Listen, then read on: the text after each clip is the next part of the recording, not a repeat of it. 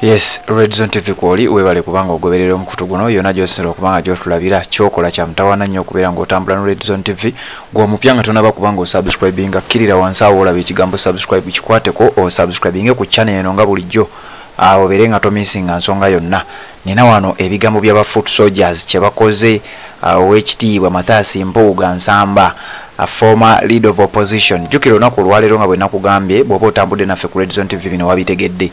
Olunaku olwaleero abakulu abakulira parliament nga bano nno bali mu kibiina ekya NRM nga bakulembeddwamu speaker wa parliament Anita Amongo n'omumyuka we amanyiddwa nga Thomas Tayebwa bakutte ekkubo ne bagenda ku Bulange Mengo nga bagenze nabo okuteekayo contribution yaabwe, naye ebigambo ebivudde mu Bannayuganda bibadde bya busungu nnyo. Ekigambo ekisookedde ddala waliwo atugambye kubanga bino bigenda okugamba era njagala nsooke nkole disclaimer nga sinnabikuwa.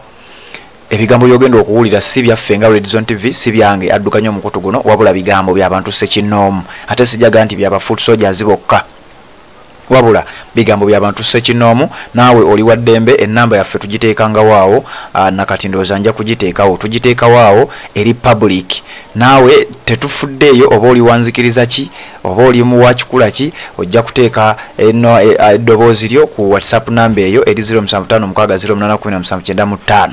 Kati abasinga okuteekako message zaabwe be ba foot soldiers, abeeyita ba foot soldiers abagamba nti bo baagala nkyukakyuka mu ggwanga Uganda, era ebirowoozo bingenda okuwa be bannannyini byo. Kakati awo wekitiibwa Mathias Mpuuga Nsamba olunaku ngenda kuzomwezi 27 omwezi ogwo oguwedde ogwokusatu 2024 abakulu mu kibiina kya NUP bagenda nabo ne baba nga bateekayo contribution yaabwe $2,000,000 ku misinde gya Kabaka egigenda okuba nga giddukibwa. Omukulu teyabawerekera ng'era womanya ebibaddewo, ne wandibadde gwe yali tayinza kugenda nabo okuba era nga ate bali bakulembeddwamu leader of opposition kati aliko amanyiddwa nga Honorable Joel Ssenyonyi, akwaliko secretary general w'ekibiina ekyo amanyiddwa nga David Lewis Rubongoya, kwaliko mukyala akiikirira Kampala mu parliament amanyiddwa nga Honorable Shamim Malende n'abantu abalala nga bwe mwabalaba. Kakati Mathias Mpuuga teyabawerekera era yalinga abeesambye. Kakati olunaku olwaleero aba NRM bagenze okubeera nga bawaayo nabo contribution yaabwe nga olaba ekifaananyi ekyo. Thomas Tayebwa amyuka omukubiriza wa parliament we batuuse ne bogerera mu kafubo ak'enjawulo ng'era womanya embeera bwebadde, era leero abaddewo nnyo, naye nga njagala okutegeeza nti babadde bwe mbaseerabidde ebadde Buganda caucus mu parliament yonna ndowooza ebadde egenze, naye ba foot soldiers bagamba Mpuuga ekyo ekikolwa kiragira ddala nti kati wagendedde ddala mu NRM, era bwe kiba kisoboka gendera ddala todda. Bigambo by'aba foot soldiers ngenda bikuwa byonna obyewulirire. Bw'obanga naawe oyagala okuteekayo eddoboozi lyo, ennamba yeyo gy'olaba waggulu awo, naawe osobola okuba nga oteekako ebirowoozo byo ne tuba nga tubipuleyinga. Kansooke nkuwa ebirowoozo by'Abannayuganda bino. Eddoboozi bwe liba nga liri wansi mukko, system tennaba kubanga njeekakasa, ojja kuba otuyambako n'oyongezaako ku simu yo oba kompyuta yo oba gadget yonna gy'okozesa okuba nga olaba, ate ensonga ebeere ng'egguka bulungi nnyo. Kansooke nkuwa amaloboozi gano, then nzije tubeere nga tweyongerayo. Red Zone TV kwoli bw'oba tonnaba subscribing kikole ate ensonga zibeere nga tezikuyitako. Naye nga gwe eyagamba nti nno oli mu kibiina ky'NUP era tojja kukivaamu, tojja kukifuluma, ab'NUP we baakyala embuga lwaki tewagenda? Era nga gwe agamba nti Bobi Wine talina buyinza bugoba ku bwa vice president, talina buyinza bukugoba ku gundi ku kifo kye yakuwa. Anti kati awe weebuuliza nti omusajja Mpuuga ayagala tumuwe ekitiibwa nga tusinziira ku ki? Watasoboledde kubeera nga ye agoberera amateeka agamuyingize, amateeka ag'ekibiina kyaffe kye yayingirira kye yajja n'atwegattako, n'asangawo amateeka agafuga ekibiina n'asalawo n'agamenya. Kati ffe tumuwe ekitiibwa nga tusinziira ku ki? Ekitiibwa nga tumuwa kyaki? Mpuuga oli musajja mubi nnyo, oli musajja mutemu nnyo, era nsaasidde abantu abakukkiririzaamu, nsaasidde abantu kubanga oli musota, oyina enkwe Mpuuga oyina enkwe okumanya nga Mpuuga oyina enkwe wakayingira ebibiina buli kibiina ekinajja nga mu Uganda oyina kiyingira kubanga gwe bakuyita kalinkwe kitegeeza gwe oli awo oli musuubuzi buli ogenda osuulasuula kazambi buli w'omala okwonoona ng'awoddukawo kateebereza okukuta n'abantu ba NRA ng'ate okimanyi be batubonyaabonya ewaffe toyagala kujjayo ate buli kimu ekyaffe toyagala kukitta toyagala kyerekereza byerekereze ogendere Ddala omu tukimanye nti wagenze ate Mpuuga talina kyotubuzaabuza tolina kyotulimba tolina kyotugamba wayingira dda NRA kubanga ne boosi wo Museveni yatandise dda okukubira obulango yatandise dda okukubira kampeyini lwaki mutuwunza gona abeera mu bibiina bimeka wuyo mu DP eyo okyaliyo wuyo mu NUP eyo nayo ogamba tovaayo kyokka wuyo mu NRA eyo nayo gy'oli gona abeera mu bibiina bimeka obunnanfuusa obwakujjula musajja gwe wabula Mpuuga tuwa abantu baffe Mpuuga okutemya Mpuuga okukuwummula ng'omaze otuwa abantu baffe b'owambisa abantu baffe bottisa kiki ennyo lwaki gwe weefuula mulungi omu oyagala kutugamba nti gwe munnayuganda wekka oba oyagala kutulowoozesa nti gwe wekka abisobola bino nti gwe wekka abisobola si ye gwe wekka abisobola oli wa ddembe okugenda gy'owulirira emirembe okusinga okutumalamu amaanyi n'okutubuzaabuza n'okutulowoozesa nti abantu bonna bwe batyo bwe bali so nga gwe kazeeko kuva dde ebibiina 15 bye waakayingira tewali kibiina kyali kibeddeko nga kiri successful okujjako okubeerawo gwe kugenda ng'owunyawunya mu buli kibiina wabula twesonyiwe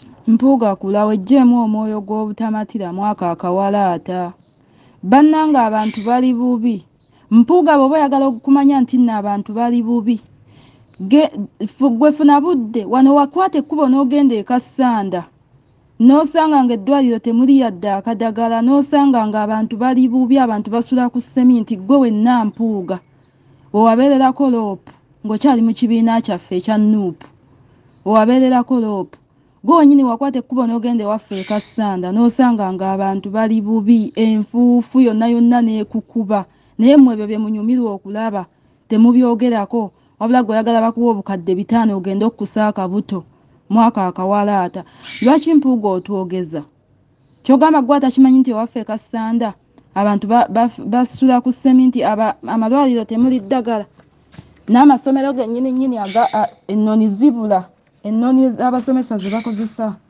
zibula nga teziriiyo mu masomero ga gavumenti ebizimbe ne bigwa ne bitikkukako amabaati ebyo temubyogerako wabula gwe kasita bakuwaayo 5 ng'ogenda ng'oyeeyagala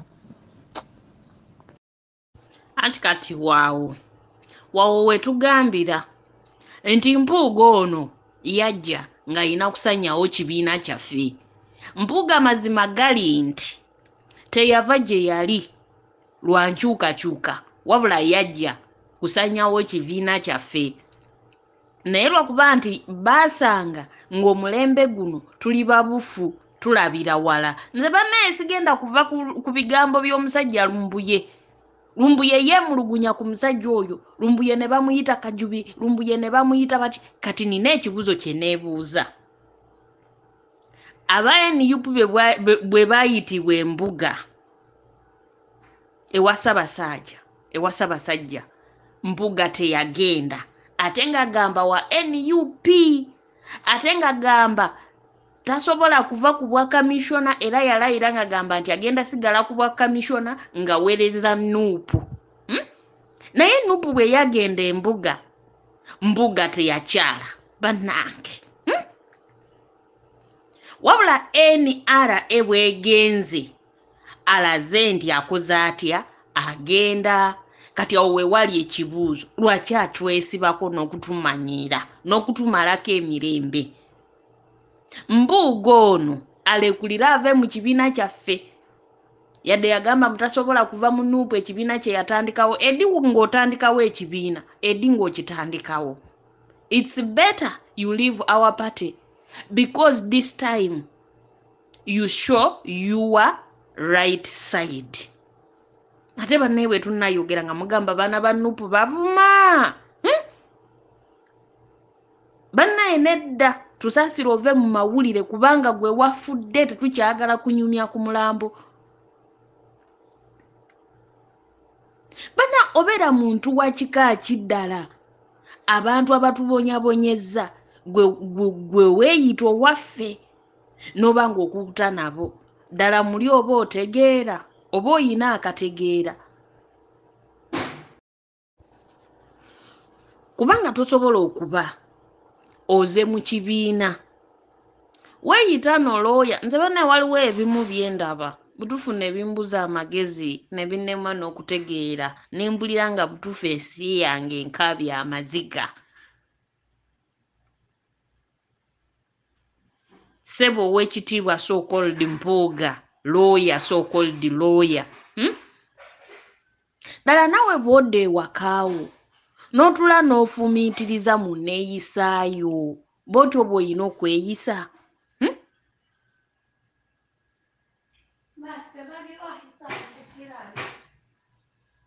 Bw'otyo bw'olina okweyisa Mpuuga. It's better you leave the party because enough is enough.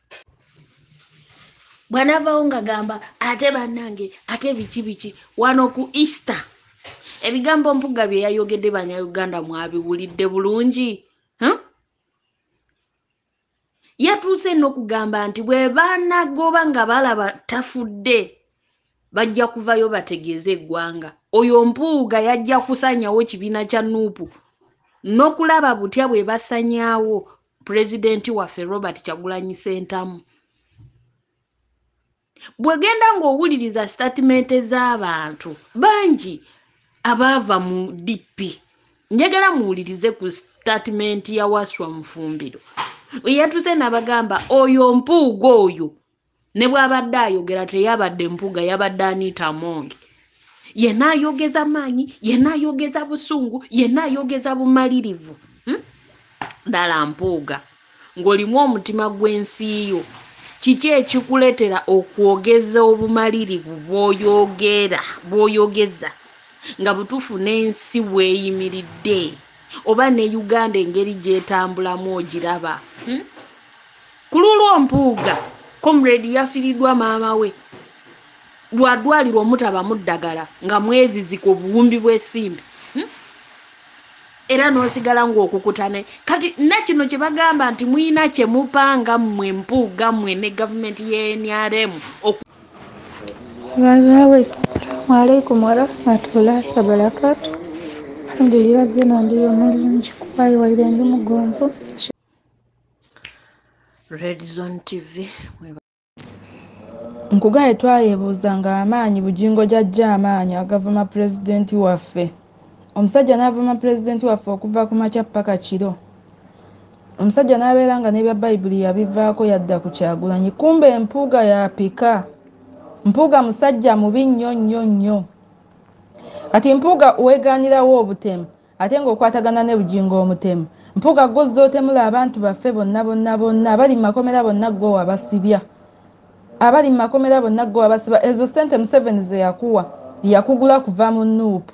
Naye bwe twamala okukugwamu naawe n'osimba Nakakongo n'ogamba kati si kyagenze. Tuyambe ssente olredde baazikuwa ne bakugula ove mu Nuupu. Kati nze simanyi kiki ky'oyagala ku byonna.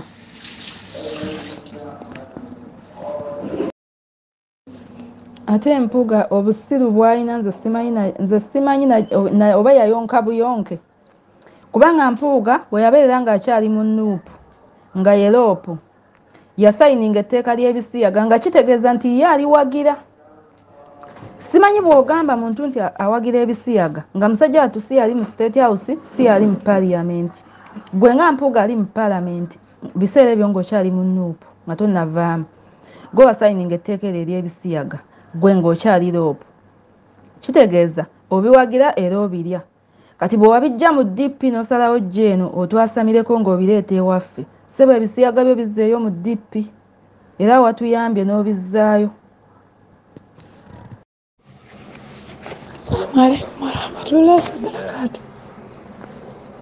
Banaye abayimbi tebayiga. Abayimbi tebayiga. Ambo tebibadde bingi nnyo naye nga bw'obiwulidde nkakasa obitegedde. Tujja kugenda maaso n'okuba nga tukuwa ebimu ku birala ebinaaba byongera okujja bye tunaafunanga nga tubikuteerawo. By'owulidde si bigambo bya mukutu guno, si bigambo by'abaguddukanya wabula bigambo by'abantu sekinnoomu, era tujja kugenda maaso n'okuba nga tubikuwa bwe binaaba nga bizze. Ennamba ya WhatsApp ngitaddewo naawe enzikirizayo yonna, oba oli wa kibiina ki, oba oli wa nzikiriza ki, ennamba yiiyo eri 0756081795. Teekako endowoozayo, tujja kuba ate nayo tugizannya wano. Weebale kubanga okyatugoberera yonna gy'osinzira okuba nga ogoberera omukutu guno, ate bwetyo bwe tujja okuba nga tutambula.